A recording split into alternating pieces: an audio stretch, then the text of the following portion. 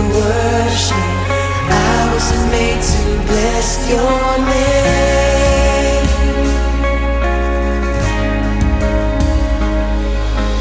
I will bless the Lord at all times. I will bless the Lord at all times. I was made to worship. I was made to bless your name.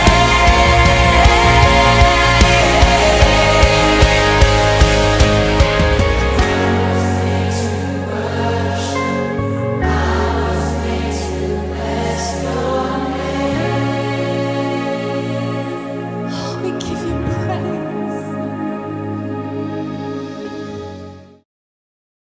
부모가 되어서 아이를 키울 때 우리 아이는 이렇게 자랐으면 좋겠다 하는 바람이 있습니다. 여러분들도 아직 결혼은 안 했겠지만 여러분 나름대로 어린 아이들을 보면서 내 아들은, 내 딸은 이런 모습으로 자랐으면 좋겠다 하는 모습들이 분명히 있을 거예요. 뭐 여러 가지 모습들이 있겠지만 거의 부모님들의 공통적인 바람이 있다라면 내 아이만큼은 많은 사람들 앞에서 당당했으면 좋겠다라는 바람이 있을 거예요. 여러분의 부모님들도 다 그렇게 여러분을 키웠을 겁니다. 저도 제 딸을 그렇게 키우고 있고요. 제 딸이 다른 사람들 앞에서 당당했으면 좋겠어요. 그래서 있는 형편 없는 형편 다 해서 좋은 옷 사서 입히고요. 좋은 교육시설에 보내고 애가 하고 싶다라는 거, 애가 갖고 싶다라는 거 최고급으로 제일 좋은 거 사서 다 해줬거든요. 근데 제 바람과 다르게 이상하게 제 딸뿐만 아니라 다른 애들도 마찬가지일 거예요. 당당함을 조금씩 잃어가고 오히려 위축되어 있는 것 같고 많은 사람들 앞에서 부끄러워하는 것 같은 거예요. 뭐가 문제인가 굉장히 고민이 많았어요. 근데 제가 그러다가 재밌는 경험을 한 적이 있었는데 월요일은 보통 교육자가 쉬는 날이기 때문에 제가 아침에 딸을 데리고서 어린이집에 데려다주고 오후에 어린이집에서 또 데려와요. 그날도 제가 아침에 데려다주고 저녁에 데리러 가는데 그날은 이제 다른 날과 다르게 저녁에 교회에서 어떤 행사가 있었기 때문에 행사복장, 정장에 머리 쫙 이렇게 딱 올리고서 이제 딸을 데리러 갔어요. 어린이집에 배를 두르고 들어가서 딸을 데리러 갔는데 이제 딸 그 클래스룸 앞에서 이제 기다리고 있는데 남자애 하나가 딱 나오더니 저를 쳐다보고서 아저씨는 누구세요? 이러는 거예요. 그래서 제가 이야기해줬죠. 아저씨는 하늘이 아빠야 이렇게 이야기했는데 이 남자애가 보는 눈이 있는 애였던 거예요. 방으로 뛰어들어가더니 야 하늘이 아빠 진짜 멋있어! 이러는 거예요. 근데 그 외침과 함께 그 방에 있던 하늘이 내 반 아이들이 우르르 몰려 나와서 저를 구경하기 시작하는 거죠. 어떤 아이들은 뭐야 별로가 없잖아 이렇게 생각하는 아이들도 있었겠고, 근데 몇몇 아이들은 진짜 순수한 것 같아요. 근데 순수한 아이들이 야 하늘이 아빠 진짜 멋있어 막 이러면서 무리를 막 형성하기 시작하는 거예요. 근데 그때 그 무리의 뒤편에서 어깨가 잔뜩 올라간 한 아이가 이렇게 걸어 나오는데 저희 딸인 거죠. 너무 당당한 거예요. 평상시 볼 수 없는 아주 당당한 모습으로 나오면서 야 비켜 우리 아빠야 이러면서 나오는 거예요. 그때 그 딸을 보면서 깨달았어요.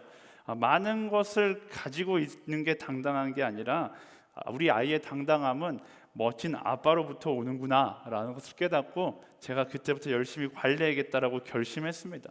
그리고 월요일이 되면 주일보다 더 멋지게 차려입고 어린이집에 가고는 해요. 근데 그 이후로 다시는 저를 멋있다고 이야기하는 아이들이 없긴 하더라고요. 제가 어저께 이제 토요일 예배 때 설교를 마치고 집에 가서 하늘이하고 이야기를 또 했거든요. 그때 기억나? 친구들이 아빠 멋있다고 한 거? 저희 딸이 이제 커서 그런지 에이 아빠 그건 딱 한 번뿐이에요 이러더라고요. 어쨌든 그 모습을 보면서 제가 깨달은 것 한 가지가 우리는 착각한다는 거예요. 내가 가진 게 많고 능력이 많으면 당당할 것이다라고 착각합니다. 돈이 많으면 당당할 것이라고 생각하고요. 내가 성공하면 당당할 것이라고 생각하고 좋은 회사에 취업하면 좋은 대학교에 다니면 당당할 거라고 생각합니다. 근데 진짜 당당해지던가요? 당당한 것처럼 느껴지지만 위기의 순간이 찾아오면 그 당당한 모습은 사라지고 초라한 나의 모습만 남게 되더라고요.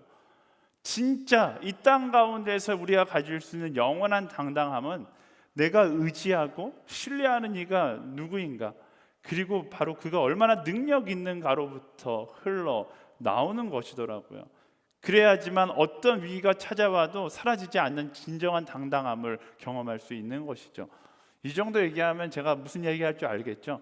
우리 인생 가운데 누릴 수 있는 최고의 당당함은 내가 얼마나 가졌는가, 어떤 대학에 다니는가, 어떤 직장에 다니는가에서 나오지 않아요. 바로 우리 아버지 되시는 하나님을 향한 우리의 신뢰로부터 진정한 당당함이 흘러나오는 것이죠. 오늘 말씀 보면요, 정말 가진 것 하나 없어 보이고 누가 봐도 죽음을 앞둔 초라한 한 사람이 등장합니다. 근데 놀라운 사실은 그런 모습을 가지고 있으면서도 매우 당당하다라는 겁니다. 바로 엘리야인데, 그가 위기 가운데 그토록 당당했던 이유가 무엇인가? 이건 역시 그가 신뢰하는 하나님이 최고의 하나님이라는 사실을, 최고의 신이라는 사실을 엘리야가 알고 있었기 때문입니다. 16절과 17절 말씀 읽어볼까요? 16절 17절 시작. 그리하여 오바댜는 가서 아합을 만나 말했습니다. 그러자 아합이 엘리야를 만나러 왔습니다.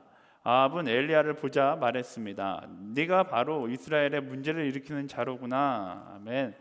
지금 이 장면은요, 북이스라엘의 아합 왕이 통치하던 시절이거든요. 아합 왕이 누구인가? 구약 분열 왕국 시대 가운데 가장 우상 숭배로 유명했던 왕이 바로 아합 왕입니다. 말씀은 아합에 대해서 이렇게 이야기해요. 열왕기상 16장 30절 31절 제가 읽어드릴게요. 오므리의 아들 아합은 여호와 보시기에 이전 모든 사람들보다 더 많은 악을 행했습니다. 그는 느밧의 아들 여로보암의 죄를 따라하는 것을 가볍게 여겼을 뿐 아니라 시돈 사람의 왕 옙바알의 딸 이세벨과 결혼하고 바알을 섬기며 숭배했습니다. 사실 아합 왕이 이스라엘 역사적으로 봤을 때는 평가를 잘 받는 왕이에요. 굉장히 이룬 업적이 많은 왕이다라고 이야기하는데, 성경 역사에서는 아합에 대해서 죄를 가볍게 여겼고 하나님을 멀리하고 하나님께서 그것을 기뻐하지 않는 왕으로 기록하고 있습니다. 또 그가 우상 숭배를 함으로써 그 자신만 우상 숭배를 한 게 아니라 그의 아내가 우상 숭배의 상징적인 존재였던 이세벨이었어요. 이세벨과 결혼하면서 바알과 아세라 우상을 이스라엘로 수입해 갖고 더 열심히 우상 숭배를 했던 왕이 바로 아합 왕입니다. 그래서 말씀이 뭐라고 얘기해요? 이전에 모든 이스라엘 왕보다 악했기 때문에 하나님의 진노를 자아냈다. 그런데 하나님께서 그 진노를 어떻게 말씀하시는가? 엘리야를 통해서, 웬만하면 본인이 직접 말씀하시지 엘리야를 통해서 아합 왕에게 이야기하세요. 그러니까 엘리야가 어쨌든 죽음을 무릅쓰고 아합 왕 앞에 가서 이런 이야기를 합니다. 열왕기상 17장 1절 말씀 읽어볼까요? 시작. 그때 길르앗에 살던 사람들 가운데 디셉 사람 엘리야가 아합에게 말했습니다. 내가 섬기는 이스라엘의 하나님 여호와께서 살아계심을 두고 맹세하는데 앞으로 몇 년 동안 내 말이 없으면 이슬도 없고 비도 없을 것이다. 아멘. 근데 딱 이렇게 아합 왕 앞에서 하나님의 마음을 전하고, 사실 이때까지만 해도 엘리야가 조금 담대하지 못했었던 것 같아요. 바로 요단강 앞 시냇가로 도망쳐서 3년 동안 은둔 생활을 하기 시작합니다. 그리고 북이스라엘은 실제로 3년간의 가뭄이 시작되죠. 가뭄이 실제로 일어나기 시작하니까 북이스라엘 사람들이 아합을 원망하기 시작해요. 그러니까 왕을 향한 원망이 있다 보니까 아합은 정권에 대한 위협을 느끼기 시작하는 것이죠. 그러면 어떻게 해야 돼요? 아합의 입장에선 이 모든 책임을 전가하는 게 제일 지혜로운 선택이라고 생각했겠죠. 그래서 엘리야에게 이 모든 책임을 전가하려고 하는데, 엘리야는 지금 숨어서 은둔 생활을 하고 있기 때문에 찾아도 찾을 수가 없는 거예요. 3년이 딱 지났을 때 엘리야가 아합 왕 앞에 딱 나타나자 아합이 바로 이야기하는 거예요. 네가 너 때문에 이스라엘에 이 어려움이 있는 거야 라고 이야기하는 거죠. 그런데 엘리야가 그 아합 왕 앞에서 또 이스라엘 사람들 앞에서 왜 이 가뭄이 있는지에 대해서 다시 한번 설명을 합니다. 18절 말씀 읽어볼게요. 시작. 그러자 엘리야가 대답했습니다. 이스라엘에 문제를 일으킨 적이 없소. 당신과 당신 아버지의 집안이 문제를 일으킨 것이요, 당신은 여호와의 명령을 저버리고 바알을 따랐소. 엘리야가 가뭄의 이유를 설명하고 있는데, 당신과 당신의 아버지 집안이 하나님을 따르지 않았기 때문에, 바알을 따랐기 때문에 이 가뭄이 있는 것이다 라고 왕을 꾸짖는 거예요. 무언가 재밌는 장면이죠. 권력이 있고 힘이 있는 사람은 아합이에요. 반대로 3년 동안 숨어 있었고 도망자 신세였고 꼬질꼬질한 모습을 하고 있는 건 엘리야죠. 그러니까 누가 봐도 아합이 갑이고 엘리야가 을인 상황이에요. 근데 지금의 이 모습은 엘리야가 갑이고 아합이 을이 되어버린 상황인 것이죠. 어떤 차이가 이런 결과를 만든 것일까? 가장 큰 차이는 그들이 믿고 있는 신이 다른 거예요. 아합은 사람이 만든 우상인 바알과 아세라를 믿고 있는 거고, 엘리야는 사람을 만드신 하나님을 믿고 있는 거예요. 신의 클래스가 완전히 다른 것이죠. 사람이 만든 신과 사람을 만든 신을 믿는다는 거, 비교할 수 없는 큰 차이인 거죠. 아합이 굳세게 믿고 있는 바알과 아세라는 이 땅의 신기루와 같은 존재에 불과해요. 그냥 사람의 욕망과 욕심이 만들어 놓은 허상일 뿐인 것이죠. 근데 오늘을 살아가는 우리도 이런 허상을 쫓아 살아갈 때가 너무나 많습니다. 마치 그것이 우리 인생의 가장 중요한 것인 마냥 그것에 목숨을 걸면서 살아가요. 여러분의 인생에 무엇을 쫓아 살아갑니까? 돈? 권력? 인정? 여러분은 아니라고 생각해요. 하지만 세상의 많은 사람들은 이런 성공이라고 이야기하는 조건들을 우상으로 여기며 그것을 바라보며 살아갑니다. 하지만 잘 생각해 보세요. 조금만 정신을 차리고 생각해 보면 누가 이 성공의 기준을 만들었어요? 우리가 생각하는 세상의 성공의 기준은 결국 사람이 만든 거예요. 우상도 결국 사람이 만든 것처럼 여러분들이, 젊은이들이 흔히 생각하고 있는 성공의 관념과 성공의 기준도 역시 사람이 만든 거죠. 그리고서 그것에 목숨을 걸면서 살아가는 거예요. 우리가 꿈꾸는 거의 대부분의 야망들은 결국 죽음 앞에서 허상일 뿐이고, 다른 측면에서 본다면 우상에 불과한 것입니다. 우리가 조금 정신을 차리고 영적 시야를 확장할 수 있어야 돼요. 정신을 조금만 차리고 보면 우리가 그토록 가치 있게 여겼던 모든 것들이 신기루 같은 것이고 허상 같은 것임을 우리는 알 수 있습니다. 결국 세상 가운데 신기루 같은 성공을 보며 자랑했던 사람들의 당당함은 하나님 앞에 아무런 의미가 없다라는 것을 알게 될 거예요. 그렇다면 여러분들은 어느 편에 서겠습니까? 만들어진 신의 편에 서겠습니까? 아니면 여러분을 만드신 신의 편에 서겠습니까? 그게 마지막까지 당당한 사람이 될 수 있는 선택인 거예요. 어떤 선택을 할 것인가? 내가 만든 신을 신으로 여길 것인가? 아니면 나를 만드신 그분을 나의 하나님으로 여길 것인가? 하나님의 편에 서서 마지막까지 당당할 수 있는 그런 그리스도인들이 되기를 예수님의 이름으로 축원합니다. 아멘. 네. 이렇게 내가 서 있는 편이 명확해지면요, 마지막뿐만 아니라 오늘을 살아가는 세상 가운데서도 하나님의 사람이 당당할 수밖에 없는 이유들이 보이기 시작합니다. 아합과 엘리야를 보세요. 아합은 가진 것이 진짜 많았어요. 근데 그 말은 즉슨 이룰 것도 많은 사람이라는 뜻이죠. 반대로 하나님을 따르는 엘리야는 가진 것이 하나도 없었어요. 하지만 하나님을 소유하고 있었죠. 다시 말하면 이 땅 가운데 잃을 것이 없다라는 거예요. 이른바 아합은 모든 것을 가졌지만 하나님을 가지지 못했기 때문에 모든 것을 잃은 사람이었고, 엘리야는 아무것도 가지지 못했지만 모든 것을 가진 하나님과 함께 했기 때문에 모든 것을 소유한 사람인 것이죠. 그리고 이 두 사람이 대결하고 있는 이 구도에서 누가 더 당당할 수 있을까요? 누가 더 평안을 누리고 있을까요? 적당한 예가 될지 모르겠지만 세계 여행을 하다가 보면 가끔 약간 정신 나간 부부들을 만날 때가 있어요. 세계 여행을 너무나 하고 싶어서 자기가 갖고 있는 전 재산을 다 처분하고 부부끼리 세계 여행을 떠나서 돌아다니시는 분들이 있어요. 근데 정말 간혹 가다가 진짜 어리석다라고 보이는 사람들은 전 재산을 다 현금으로 바꿔서 달러로 바꿔서 자기 가방에 넣고 여행을 다니시는 분들이 있어요. 네, 이렇게 모든 재산, 예를 들어 한 3억이라고 생각해 봅시다. 3억 다 1000불짜리가 있었나요? 100불짜리가 제일 큰 돈이죠. 100불짜리로 3억 원을 어깨에 짊어매고 다니는 사람이 과연 편안할까요? 아니면은 3억 원을 은행에 넣어놓고서 필요할 때 빼쓰는 사람이 평안할까요? 한 3억 하니까 현실감이 안 느껴져. 그냥 다 갖고 있는 돈 같아요. 한 3천억 정도라고 이야기할까요? 3천억을 짊어매고 여행을 다니는 사람이 편안할까요? 맡겨놓고 다니는 사람이 편안할까요? 아마 그 짊어매고 다니는 사람은 다니는 것 자체가 지옥일 겁니다. 아합과 엘리야도 마찬가지예요. 이미 모든 것을 주께 맡긴 엘리야가 당연히 당당할 수밖에 없는 것이죠. 아합과 엘리야의 대결에서 이미 아합은 두려워하고 있어요. 그가 가진 권력, 재물, 사람들의 존경마저 언제 이를지 모르기 때문에 두려워하고 있는 것이죠. 이 아합과 엘리야의 비교되는 모습은요, 우리에게 중요한 메시지를 줍니다. 사람들은 당연히 더 많이 갖고 있으면 당당할 거라고 생각하거든요. 더 성공하면 당당할 수 있다고 생각하거든요. 그런데 아무리 많이 가지고 있어도 하나님의 것임을 인정하지 못하면 아이러니하게도 더 두려운 인생이 될 수밖에 없는 거예요. 가지고 있는 것을 언젠가는 놓을 수밖에 없기 때문에 그때를 두려워하는 인생이 되는 것이죠. 오히려 내가 가지고 있는 것이 나의 당당함을 갉아먹게 되는 거예요.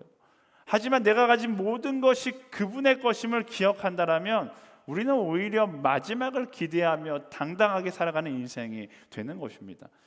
그렇다면 제가 지금 재산을 모으지 말라는 것인가, 성공 그딴 거 다 집어치워 이렇게 이야기하는 것인가? 그렇지 않죠. 그게 아니라 인정하라는 거예요.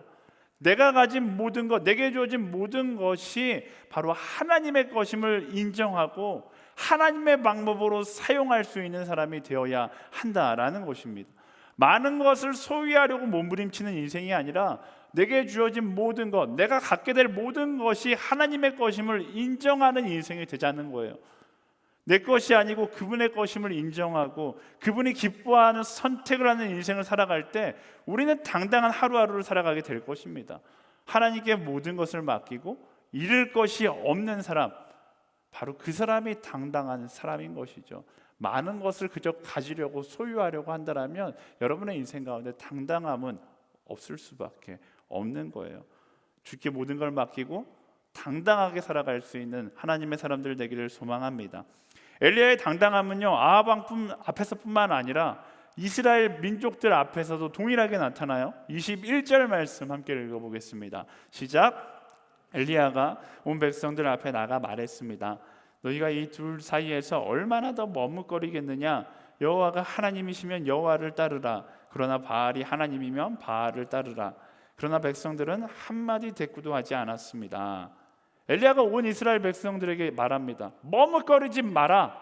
이 원어로 보면 쩔뚝거리며 걷지 마라 라고 이야기하는 거예요. 한국식으로 풀자면 양다리 걸치지 마라 라는 거예요. 바알과 하나님 사이에서 양다리 걸치는 신앙 하지 마라 라고 이야기하고 있는 거예요. 이렇게 이야기하니까 이스라엘 백성들이 한마디도 하지 못해요. 왜? 엘리야가 하는 말이 틀린 게 없는 거예요. 양다리가 아니라 3다리를 걸치고 있는 거죠. 하나님, 바알, 아세라. 아마 더 많이 다리를 걸치고 있었을 거예요. 떳떳하지 못하니까 엘리야의 말 앞에 더 당당하지 못하고 침묵을 지키고 있는 것이죠. 어쩌다가 그들이 이런 모습이 되었는가? 어쩌다가 그들이 양다리 민족이 되었는가? 우상 숭배를 하는 이유는 한 가지예요. 눈앞에 보이는 고난을 피해 의지할 대상이 필요했던 거죠. 이스라엘 민족이 출애굽해서 광야를 지날 때 금송아지를 만들잖아요. 현실이라는 고난의 시간을 피할 대상이 필요했기 때문에 눈에 보이는 우상, 내 마음대로 컨트롤할 수 있는 우상을 만들게 되는 거죠. 사실 그 시간이, 그 고난의 시간이 하나님을 더 의지해야 하는 시간인데 내 눈앞에 보이는 것을 믿고자 하는 그 야망, 욕심 때문에, 헛된 욕심 때문에 우상을 만들고 우상을 선택한 거예요. 그리고 그 결과, 그 어리석은 선택이 그들을 더 당당하지 못하게 만들고 더 두렵게 만들게 되는 것이죠. 양다리는 언제나 두려울 수밖에 없어요. 최근에 유행했던 드라마 부부의 세계, 저는 그 드라마 못 봤거든요. 일단 집에 TV가 없어요. 근데 어쨌든 인터넷으로 이렇게 뭐라고 해야 되죠? 잠깐 클립 영상들을 보면서 제가 깨닫게 되는 것이 있어요. 스토리를 보면 가족이 있는 남자 주인공이 양다리를 걸치면서 드라마가 시작돼요. 드라마에서 양다리를 걸친 남자의 심리 상태가 어떻습니까? 안 봐도 뻔해요. 양다리는 언제나 불안해요. 그 남자가 그 불안함으로부터 벗어나려고 어떻게 해요? 이것 또한 사랑이다라고 주장해요.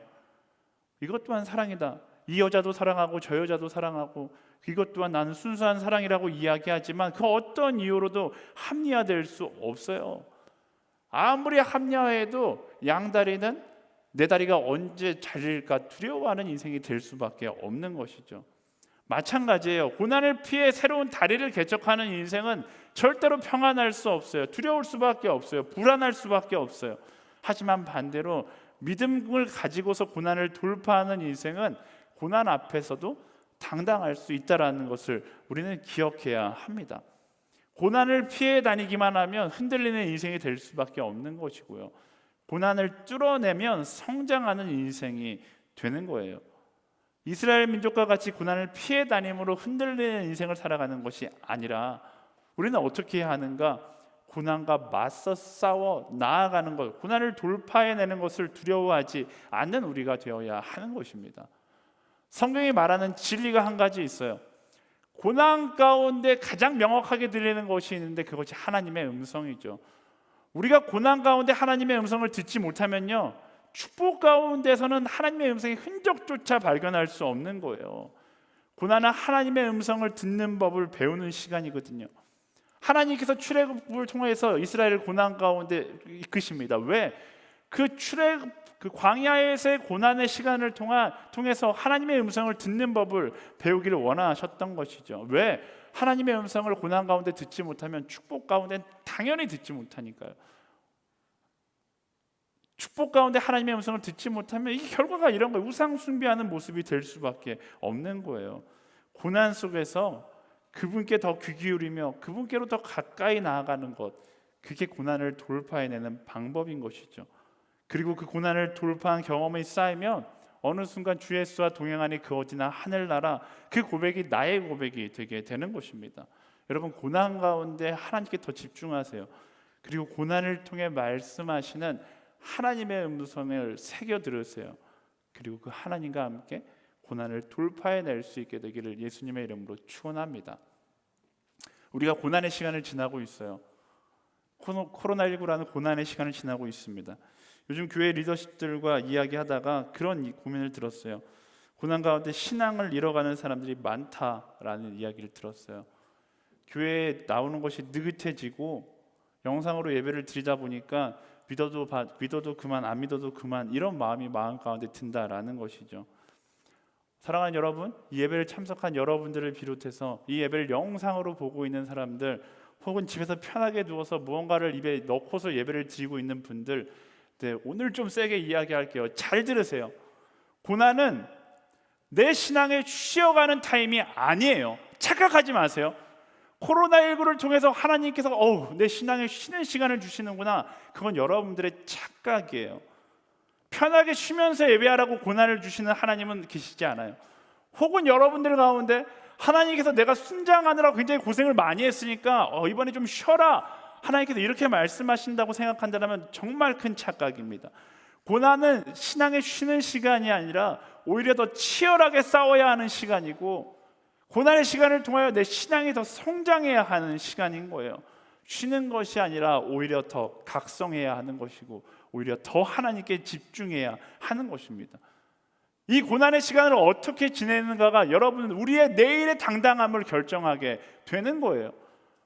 여러분, 느긋하게 이 고난의 시간 가운데 내 신앙생활 이럴 때 좀 쉬자, 매 주일마다 2시부터 6시까지 교회에 있는 거 너무 힘들었어, 이땐 좀 쉬어야 돼, 하나님께서 쉬라고 내게 축복을 주시는구나, 이렇게 생각하는 그 순간 여러분 인생 가운데 당당함이란 단어는 사라져버릴 겁니다. 하나님께서 주신 평안함도 사라질 거예요. 그것이 아니라 이 시간이 오히려 더 하나님께로 나아가고 하나님께로 더 집중하고, 오늘 말씀 가운데 뭐예요? 고난의 시간을 통해서 엘리야가 지금 뭘 하라는 거예요? 이스라엘 민족에게 너의 양다리, 3다리, 4다리, 5다리 다 잘라내라라고 이야기하는 거예요. 고난의 시간은 그동안 내가 옳지 못한 길을 걸어갔던 모든 것을 정리하고 하나님께 돌아가야 할 시간이다라는 것입니다. 오늘을 바라보는 지혜를 갖게 되기를 소망합니다. 코로나19라는 고난의 시간을 통하여서 사회에 숨겨져 있던 치부들이 다 드러나기 시작했어요. 우리 삶 가운데 부끄러운 모습들이 다 드러나기 시작합니다. 이단의 모습들, 동성애의 모습들, 또 내 안의 게으름의 모습들 다 드러나요. 왜 드러날까요? 이런 것들이 왜 들춰질까요? 답은 명확해요. 하나님께서 우리에게 명확하게 말씀하는 거예요. 보이지? 너의 인생 가운데 잘라내라 라고 말씀하시는 겁니다. 우리의 삶 가운데 추악한 우상의 자리를 이 고난의 시간을 지나면서 우리는 잘라내야 돼요. 잘라내기 두려울 수 있습니다. 하지만 그 두려움을 이기고 잘라내야지만 우리는 성장하는 거예요. 마치 가지치기를 한 나무가 가지치기를 하는 그 순간은 너무나 고통스럽고 두렵지만 치고 나면 그것으로 인해서 더 성장하는 것처럼 우리 삶 가운데 만연하게 자리 잡고 있었던 모든 우상의 흔적들을 잘라내면 그때 우리는 성장하게 될 것이고, 하나님께서 허락하신 엘리야의 당당함이 바로 우리의 것이 됨을 경험하게 되는 것입니다. 그런 당당한 그리스도인, 이 시대의 당당한 젊은이로 살아갈 수 있는 여러분들 되기를 예수님의 이름으로 축복합니다. 아방 앞에서 그리고 이스라엘 민족 앞에서 당당하게 나왔던 엘리야, 이제 최종전만 남았어요. 이제 실전이에요. 바로 바알의 예언자들과의 단판 승부가 펼쳐지는데, 이 예언자들 앞에서도 엘리야는 여전히 당당함을 잃지 않습니다. 25절부터 26절까지 말씀 읽어볼까요? 시작. 엘리야가 바알의 예언자들에게 말했습니다. 너희의 수가 많으니 먼저 너희가 소 한 마리를 골라 준비하라. 너희 신의 이름을 부르고 불은 붙이지 말라. 그리하여 그들은 소 한 마리를 가져다가 준비했습니다. 그러고는 아침부터 정오까지 바알의 이름을 불렀습니다. 바알이여, 우리에게 대답해 주십시오.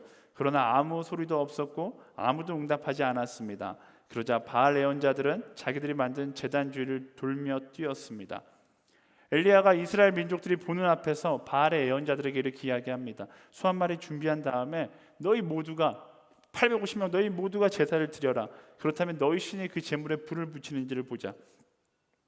엘리야의 이 제안을 그들이 받아들이고 그 대결이 펼쳐지기 시작하는 거예요. 엘리야 한 명과 바알과 아세라 예언자 850명, 850대 1의 싸움입니다. 수적으로 상대가 안 되는 싸움이죠. 이 상대가 안 되는 싸움에도 불구하고 엘리야는 조금의 위축됨도 없이 당당합니다. 그리고 오히려 엘리야는 그들을 비웃기 시작해요. 27절 말씀 제가 읽어볼게요. 정오가 되자 엘리야가 바알 예언자들을 비웃으며 말했습니다. 더 큰 소리를 하라. 그가 신이니 아마 깊은 생각에 빠졌거나 너무 바쁘거나 여행을 떠났나 보다. 어쩌면 자고 있을지 모르니 깨워야 되지 않나 싶다. 엘리야가 850명의 예언자들의 스케일 있는 제사 앞에서 당당함을 잃지 않아요. 조금도 위축되지 않아요. 왜냐하면 그들이 섬기는 바알 신과 아세라 신, 말씀드렸잖아요. 사람이 만든 신은 나를 만드신 하나님 앞에서 너무나 우스운 존재라는 사실을 알고 있었기 때문입니다. 조금 더 쉽게 이야기하자면 바알의 예언자들은 자기들이 신을 만들어 놓고 나를 위해 사는 목적을 가지고 사는 사람들이었고, 엘리야는 주를 위해 사는 사람이었기 때문에 이 싸움은, 이 대결은 처음부터 이미 엘리야의 승리가 점쳐진 싸움이었던 거예요. 바알 예언자들의 삶의 목적은 내가 사는 것에 있었어요. 이제까지 그들이 진짜 잘 살았거든요. 말씀에 보면 이세벨과 아합 왕과 함께 식탁에 앉아있던 사람들이 이 거짓 예언자들이었어요. 그런데 지금 인생의 위기가 찾아온 거예요. 3년 동안 잘 먹고 잘 살았는데 여기서 무언가 하지 않으면 좀 죽을 위기가 찾아온 거죠. 그래서 어떻게 해요? 28절과 29절 말씀 읽어볼까요? 시작. 그러자 그들은 더 큰 소리를 질러대며 자기들의 관습대로 피가 흘러나오기까지 칼과 창으로 자기 몸을 찔러 상하게 했습니다. 정오가 지나고 저녁 곡식 제사를 드릴 때까지 바알 예언자들은 계속 미친 듯이 날뛰었습니다. 그러나 아무 대답이 없었고 아무 소리도 없었고 그 누구도 돌아보지 않았습니다. 그들이 자기 몸을 찔러 상하게 하고 미친 듯이 날뛰었다라고 이야기해요. 왜 이렇게 하는 거예요? 아이러니하게도 그들이 살기 위해서 이 몸부림치는 거예요. 지난 시간 잘 지냈는데 오늘 여기서 망치면 우린 죽는다. 죽음이 눈앞에 보이기 시작하니까 여기서 무언가 보여야 되는데 그 두려움에 쫓겨서 이런 행동을 취하기 시작한 겁니다. 두려우면 두려울수록 더 격렬하게 이런 춤사위를 벌이기 시작하는 거예요. 감정에 취하지 않고서는 이 두려움을 견딜 수 없으니까 마치 사람들이 술에 취하듯 감정에 취해서 더 격렬하게 제사를 드리는 겁니다. 하지만 엘리야는 달라요. 긴장하지도 않아요. 아주 평안합니다. 왜냐하면 엘리야는 내가 살고자 하는 것이 아니라 이스라엘 민족을 살리고자 했기 때문에 그래요.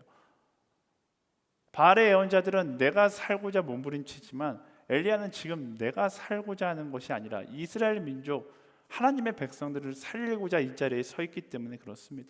만약 애초부터 엘리야가 내가 살고자 했다면 이 자리에 나오지 않았겠죠. 그는 자기가 사는 것에 관심이 있기보다 이스라엘 민족을 이 우상 숭배라는 영적 죽음으로부터 살리는 것에 그의 모든 관심이 맞춰져 있었던 거예요. 그리고 그 엘리야의 마음은 곧 하나님의 마음이었던 것이죠. 아합과 아세라의 예언자 850명과 엘리야의 대결. 여기에서 우리에게 주는 메시지는 뭡니까? 바로 오늘을 살아가는 우리 삶의 목적이 어디에 있는가, 그것을 확인하라는 거예요. 여러분의 삶의 목적은 어디에 있습니까? 무엇을 위해 살고 있습니까? 그것이 우리 삶의 당당함을 결정하는 거예요. 단순히 내가 이 땅 가운데 내가 잘 살기 위해 살아간다면 우리는 살기 위해 몸부림치는 바알의 제사장들의 모습을 하며 살아갈 수밖에 없어요. 하지만 내가 주를 위해 살아간다면 엘리야의 당당함이 나의 하루 가운데, 나의 인생 가운데 드러나기 시작하는 것입니다. 많은 사람들이 세상 가운데 살려고 몸부림치는 인생을 살아가요. 왜? 내가 살기 위해서 살기 때문에 그래요. 하지만 그리스도인들은 내가 살기 위해 사는 인생이 아니라 사람을 살리는 인생을 살아가야 하는 거예요. 여러분, 말씀을 통해서 매주 설교 가운데 항상 이야기하잖아요. 우리 삶의 이유는요, 내가 잘 사는 곳에 있지 않습니다. 우리는 엘리야처럼 죽어가는 그의 백성을 살리는 것이 우리 인생의 목적인 거예요. 그리고 내 인생이 그 살리는 것을 위해 가장 적합한 목적을 위해 사용될 때 우리는 가장 후회 없는 삶을 살았다 평가되는 것이고요, 가장 당당한 하루하루를 살아갈 수 있게 되는 것입니다. 나를 위해 살 것인가, 아니면 하나님의 백성을 위해 살아갈 것인가? 내가 살고자 살아가는 것인가, 아니면 주를 위해 살고자 살아가는 것인가? 그 갈림길에서 내가 어떤 길을 선택하는가가 나의 당당함을 결정하는 거예요. 사랑하는 여러분, 내가 살고자 하는 인생이 아니라 하나님의 사람들, 영적으로 죽어가는 세상 가운데 수많은 영혼들을 살리는데 우리의 삶, 우리의 인생을 드릴 수 있는 우리 모두가 되기를 소망합니다. 그때 우리는요, 비로소 당당하게 살아가는 하나님의 사람들이 될 것입니다. 오늘 말씀을 준비하면서 인류 역사상 가장 당당하셨던 분이 떠올랐어요. 누군지 말 안 해도 다 알 거예요. 예수님. 그분은 모든 것이 다 하나님의 것임을 알고 계셨기에 어떤 권력 앞에서도 당당하셨고, 고난을 뚫어내며 하나님의 계획을 걸어갔기에 언제나 당당하셨으며, 십자가 위에서 우리를 살리는 것이, 그가 사는 것이 목적이 아니라 우리를 살리는 것이 그가 이 땅에 온 이유라는 사실을 알고 있었기 때문에 십자가 위에서 죽음 앞에서조차 당당하셨습니다. 그리고 예수님은요, 우리가 그 사랑하는 자의 당당함을 이 땅 가운데서 이어가기를 원하시는 것이죠. 여러분의 삶의 자리에서 당당함을 지켜가고 있습니까? 아니면 잃어가고 있습니까? 엘리야의 당당함이, 예수 그리스도의 그 당당함이 우리 삶 가운데 오롯이 전승되기를 소망합니다. 두려워할 것은 우리가 아니라 세상이고요, 세상을 두려워하는 것이 아니라 세상이 두려워하는 한 사람으로 살아가는 것이 우리 모두가 되어야 하는 것이죠. 어떻게요? 제가 설교할 때 이 말을 너무 많이 하는데 간단해요. 어렵지 않아요. 세상이 만든 우상이 아닌 나를 만드신, 내가 만든 신이 아니라, 내가 만든 성공이 아니라 나를 만드신 그 하나님을 신뢰하고 내 삶의 모든 것이 하나님의 것임을 인정하고 내 앞에 놓인 고난을 돌파하면서 이 고난의 시간 모아낸 거예요. 내 삶 속에 만연해 있는 우상들을 다 제거하는 거예요. 나의 양다리를 다 잘라내고, 그러므로 성장하는 것이죠. 그리고 나를 위해 사는 것이 아니라 주를 위해 살아가는 거예요. 그렇다면 당당하지 말라고 해도 당당할 수밖에 없는 인생이 되는 것입니다. 사랑하는 여러분, 우리는요, 원래부터 당당한 존재로 창조되었어요. 당당한 것이 이상한 것이 아니라 당연한 것입니다. 그 당연한 당당함을 가지고 세상 가운데 살아갈 수 있는 그런 하나님의 사람들이 되기를 예수님의 이름으로 축원합니다. Like Jesus, 예수님처럼 마지막 순간까지 죽음 앞에서조차 당당할 수 있는 그런 그리스도인이 되는 것, 그게 우리 모두의 꿈이 되기를 간절히 소망합니다. 우리 함께 찬양하며 우리 마음을 주님께 올려드리며 나아가겠습니다. 세상의 유혹 시험이 내게 몰려올 때에 나의 힘으로 그것들 모두 이길 수 없네. 거대한 폭풍 가운데 위축된 나의 영혼, 어찌할 바를 몰라 헤매이고 세상의 유혹 시험이 세상의 유혹 시험이 내게 몰려올 때에 나의 힘으로 그것들 모두 이길 수 없네. 거대한 폭풍 가운데 위축된 나의 영혼 어찌할 바를 몰라 헤매이고 있을 때 주를 찬양 주 찬양 손을 들고 찬양 전쟁은 나에게 속한 것 아니니 주 찬양 손을 들고 찬양 전쟁은 하나님께 속한 것이니 거짓과 속임수로 거짓과 우리 다 같이 일어나서 찬양할까요? 하나님 더 이상 떨지 않겠습니다. 주님을 찬양하며 당당하게 담대하게 나가는 데가 되겠습니다. 함께 선포하며 나아갑시다. 주의 원세 잡은 자 지금도 우리들 실패와 절망으로 넘어뜨리려 하네. 주 찬양 손을 들고 찬양 전쟁은 나에게 속한 것 아니니 주 찬양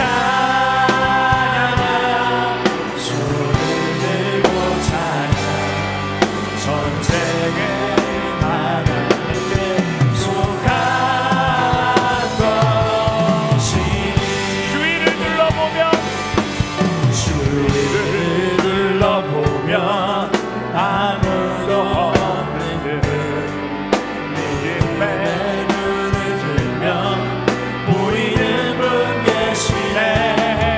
지금도 내 안에서 역사하고 계시는 사망과 어둠의 권세 물리치신 예수님 주 찬양 손을 들고 찬양 전쟁은 나에게 속한 것 아니니 주 찬양 손을 들고 찬양 아멘 전쟁은 하나님께 속한 것이 주를 찬양 주 찬양 손을 들고 찬양 전쟁은 나에게 속한 것 아니니 주 하나님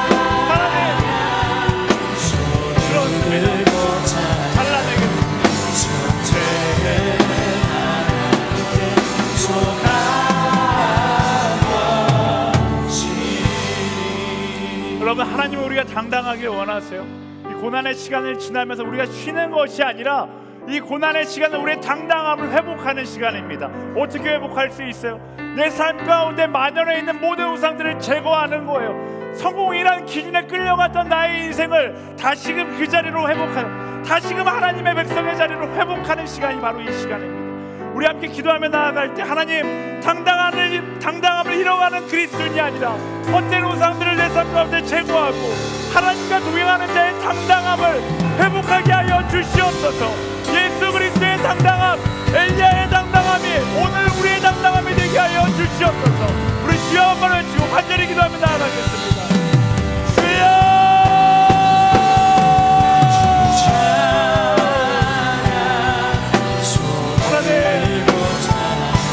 우리가 무엇을 바랍니까? 왜 헛된 우상들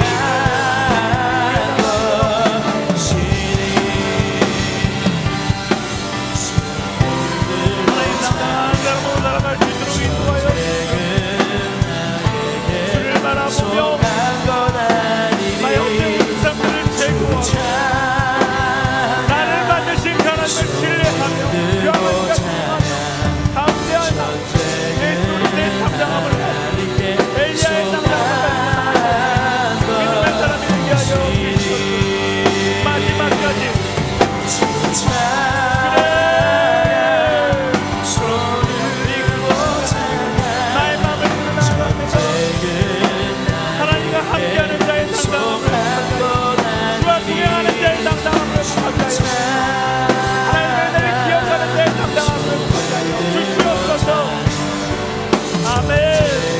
아멘.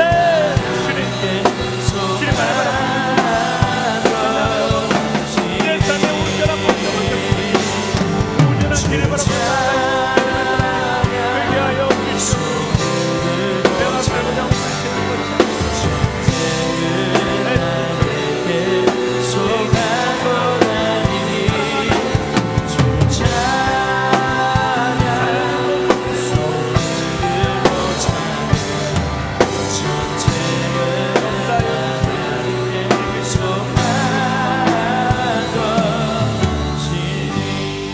한 번 더 기도하며 나아갈 때 하나님 내 인생 전부를 다해서 나를 위해 살아가는 것이 아니라 예수님처럼 마지막 그 순간까지 사랑하는데 나의 인생 전부를 사용할 수 있는 자가 되게 하여 주시옵소서.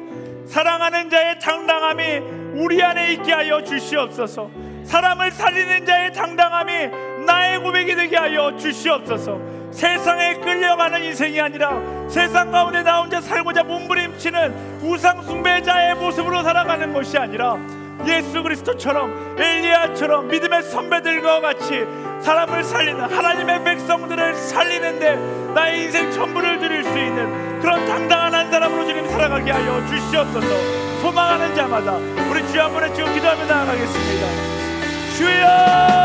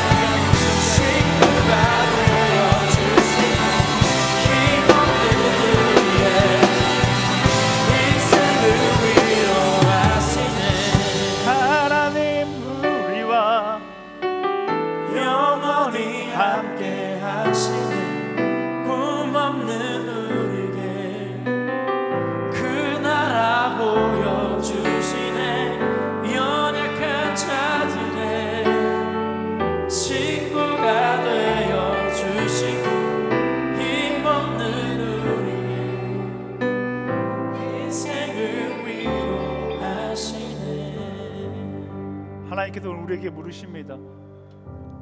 너가 세상적으로 성공하지 못해도 사랑하는 인생을 살아간다면 만족할 수 있겠냐? 너가 좋은 직장에 가지 못한다 할지라도 사람을 살리는 인생이 된다면 만족할 수 있겠냐? 너가 아무것도 가지지 못한 엘리야 같은 삶을 살아간다 할지라도 나와 동행한다라면 기뻐할 수 있겠냐? 너의 손에 아무것도 쥐지 못한다 할지라도 나와 함께 가장 낮은 곳으로 갈 수 있겠냐? 그 질문에 대해 대답하지 못한다라면 어쩌면 우리는 우상을 섬기고 있는 삶일지 모릅니다. 그 질문에 조금이라도 머뭇거린다라면 우리는 지금 잘라내야 될 우상들과 함께 있는지 모릅니다. 이 고난의 시기 가운데 하나님 우리에게 간절히 원하고 계십니다. 잘라내라, 잘라내라. 성공이라는 우상, 물질이라는 우상, 사람의 인정이라는 우상 잘라내라. 이 고난의 시기 가운데 그것들을 다 잘라냈을 때 우리는 그동안 경험하지 못했었던 하나님과 동행하는 자의 당당함을 경험하게 될 것입니다. 우리 마지막으로 잠시 한번 조용히 기도하며 나아갈 때, 하나님, 나의 삶 가운데 인정하고 싶지 않았지만 너무나 많은 우상들이 있었음을 고백합니다. 그래서 잘라낼 용기가 없을 수도 있습니다. 성령님, 나와 함께 하셔서 용기를 허락하시고 잘라내게 하여 주시옵소서. 주님만으로 만족하며 주님과 동행하는 것을 기쁨으로 여기는 리얼 100%짜리 순도 그리스도인으로 살아갈 수 있도록 나를 만들어 주시옵소서. 함께 기도하며 나아가겠습니다. 하나님, 너무나 많은 우상이 있었습니다. 우리 안에 너무나 많은 우상들이 있습니다. 아무도 인정해주지 않더라도 사랑하겠네. 아멘. 아무런 물질도 없다 할지라도 사랑할 것인가. 아멘. 빛도 없고 영광도 없는 그 길을 할지라도 나의 사랑하는 백성을 살리는 것이라면 나아가겠느냐. 아멘. 아멘. 놓지 못하는 것으로 인하여 피해 다닐 수밖에 없었던 우리의 과거의 모습을 용서하여 주시옵소서. 담대하게 주님과 동행하며 감사하며 기뻐하며 나아갈 수 있는 내가 되기를 소망합니다. 주님, 어렵죠. 그거 선택하는 거 쉽지 않죠. 두렵죠. 그게 당연하죠. 하지만 잘라내야 할 것을 잘라내지 않는다라면 더 큰 두려움에 놓이게 될 겁니다. 주님, 잘라낼 수 있는 용기를 허락하여 주십시오. 돈이라는 우상, 성공이라는 우상, 남들의 시선과 인정이라는 우상들 잘라낼 수 있는 용기를 허락하여 주십시오. 그리고 이 고난의 시기를 통하여 성장할 수 있는 우리가 되게 하여 주시옵소서. 주님 붙잡아 주 믿습니다. 살아 역사하신 하나님, 우리 삶 가운데 너무나 만연해 있던 너무나 많은 곳에 포진해 있었던 우상들을 보게 됩니다. 성공이라는 우상들, 돈이라는 우상, 사람들의 시선이라는 우상과 인정이라는 우상들, 너무나 부끄러운 것이라서 고백조차 하지 못했고 인정할 수 없었던 내 삶에 숨겨져 있던 우상들을 이 고난의 시간을 지나면서 우리는 보게 됩니다. 하나님, 그리고 그것을 잘라내라고 말씀하시는 하나님의 음성이 너무나 명확하게 들림을 고백합니다. 그 말씀에 아멘으로 순종하며 그것들을 내려놓고 잘라내고 하나님을 따라 나아갈 수 있는 믿음의 사람들이 되게 하여 주시옵소서. 이제 우리의 당당함을 회복하기를 소망합니다. 사람이 만들어 놓은 우상이 아니라 나를 만드신 그 하나님을 전적으로 신뢰하고요, 내 삶의 모든 것이 내 것이 아니라 하나님의 것임을 인정하고 하나님의 방법대로 사용되기를 소망하며, 내 앞에 놓인 고난 앞에서 고난을 피해 도망치는 것이 아니라 고난을 돌파해 나아가며 그 고난 가운데 잘라내라고 말씀하시는 그 하나님의 음성에 아멘으로 화답하며 모든 우상들을 잘라내고 나를 위해 사는 것이 아니라 주를 위해 살아가는 그런 인생으로 살게 하여 주시옵소서. 당당한 것이 이상하게 여겨지는 것이 아니라 창조하신 대로 당연한 것으로 여겨지는 그런 그리스도인으로 살아가게 되기를 주님 소망합니다. 두려워하지 않게 하여 주시고 세상 가운데 담대함을 가지고 나아가는 믿음의 사람, 이 시대의 엘리야로 like Jesus, 예수 그리스도를 닮은 한 사람으로 살아갈 수 있도록 주님 인도하여 주시옵소서. 그렇게 일하실 하나님께 모든 것을 맡겨드립니다. 주님 주신 은혜 감사하여 우리가 물질을 구별하여 주님께 드리며 나아갑니다. 이 모든 것들 사용되는 곳곳마다 이건 역시 나의 이름이 아니라 주 예수 그리스도의 이름만이 선포되어지고 하나님의 영광만이 드러나는데 사용되게 하여 주시옵소서. 그렇게 일하실 하나님께 모든 것을 맡겨드리며 지금 우리 주 예수 그리스도의 은혜와 하나님의 사랑과 성령의 교통하심이 잃어버린 당당함을 다시 되찾기 소망하는 하나님의 사람들 가운데, 열방 가운데 그 당당함을 가지고 복음을 이야기하고 있는 모든 선교사들 가운데 지금부터 영원까지 함께하기를 간절히 축원하옵나이다. 아멘.